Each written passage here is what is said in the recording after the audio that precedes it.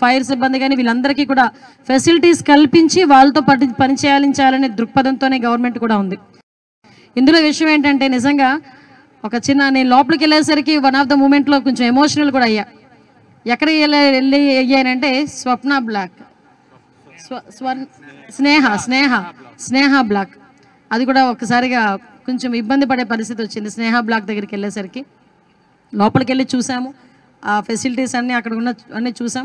కాకపోతే 53 రోజులు మా నాయకుడు ఏ నేరము చేయకుండా 53 రోజులు ఆ స్నేహ బ్లాక్లో ఉండడం అన్నది నిజంగా ఆ సిచ్యువేషన్ చూసేసరికి నిజంగా మేమందరం కూడా చాలా ఎమోషనల్గా ఫీల్ అవ్వాల్సిన పరిస్థితి వచ్చింది. బట్ అదే అంటారు కదా, రోజులు అన్నీ ఒకలా ఉండవు. ఈరోజు అదే బ్లాక్కి మేము కూడా విజిటర్స్ కింద వెళ్ళాం. అది బ్యూటీ ఆఫ్ డెమోక్రసీ. వాసు గారిని కూడా తీసుకెళ్ళి ఏ బ్లాక్లో పెట్టారు మమ్మల్ని?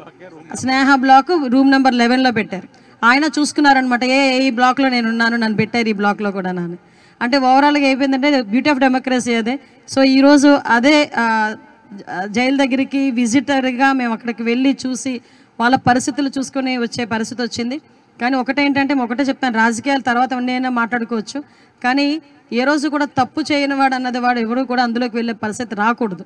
అదే మేము అందరం కూడా కోరుకుంటున్నాం. ఈరోజు జైలుకి సిబ్బందికి సంబంధించి ప్రతి ఒక్క ఫెసిలిటీస్ కల్పించడంలో కానీ, అదేవిధంగా వాళ్ళకి జైల్లో సౌకర్యాలు కల్పించడంలో కానీ అన్ని కూడా ముందుంటాం. ఇంకొక విషయం చెప్పాలండి, లాస్ట్ టైం వైజాగ్ నేను సెంట్రల్ ప్రిజన్ విజిట్ చేసినప్పుడు ఇంచుమించుగా 11 నెలల వరకు ఫుడ్ బిల్స్ కూడా ఆ రోజుకి ఇవ్వలే. 11 నెలల ముందు నుంచి ఫుడ్ బిల్స్ కూడా ఇవ్వలే. రీసెంట్గా మా గవర్నమెంట్ వచ్చిన తర్వాత ఈ ఖైదీలకి సంబంధించిన ఫుడ్ బిల్స్ అన్నీ కూడా క్లియర్ చేసి ఈరోజు మొత్తం అంతా కూడా స్ట్రీమ్ లైన్లో పెట్టాల్సిన పరిస్థితి వచ్చింది. అన్నీ కూడా సర్దుబాటు చేసుకున్నాం, అన్నీ కూడా క్లియర్ కట్గా జరుగుతున్నాయి.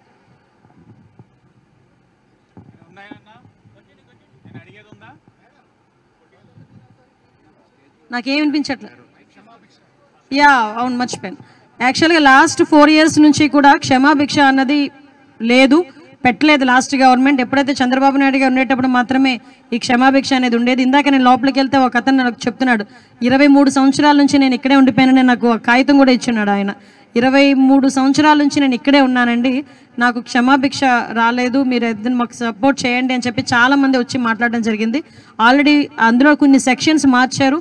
దానిటి గురించి కూడా డిపార్ట్మెంట్ వైజ్గా మేమందరం కూడా ఒకసారి చర్చించి దాని మీద ఎటువంటి నిర్ణయం తీసుకొని యాజ్ ఎర్లీ యాజ్ పాసిబుల్ మళ్ళీ క్షమాభిక్ష అనేది తిరిగి లైమ్లైట్లోకి తీసుకొచ్చే పరిస్థితి కనిపిస్తూ ఉందండి.